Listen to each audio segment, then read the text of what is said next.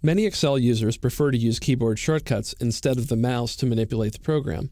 If you or your colleagues would rather press a key sequence to run a macro, you can assign one either in VBA or within the program. If you record a macro and you want to assign a key sequence to it, you can do so from within the Macros dialog box. Just click View, Macros, and when you go to record your macro, you can assign a shortcut key. I assume you're familiar with that aspect of the program, so I won't go into detail. To show you what that looks like in VBA, I'll press Alt F11 and go to the Visual Basic Editor. Here's the code we're going to be running. It's the random prize drawing that we used earlier. The question is, how do you start that macro? And the answer is that you assign a function key.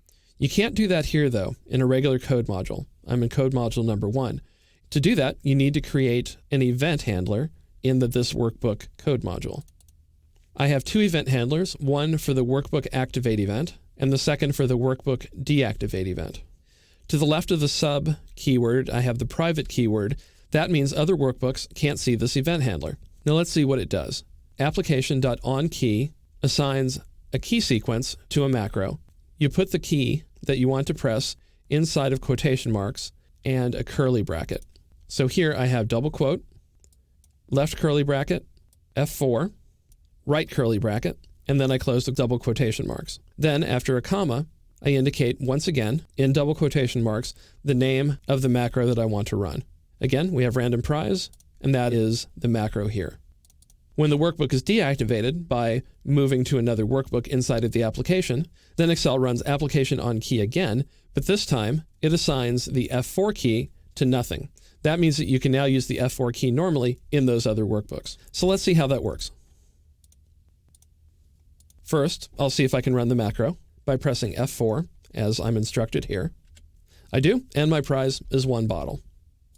So another question is, how do you assign the key sequence? Well, I showed you how to assign just a single key, but there's an entire list. For example, you can use the right arrow key, you can use the up arrow key, you can use the delete key, and rather than try to give you a list here, I'll show you a web page that has the information that you need.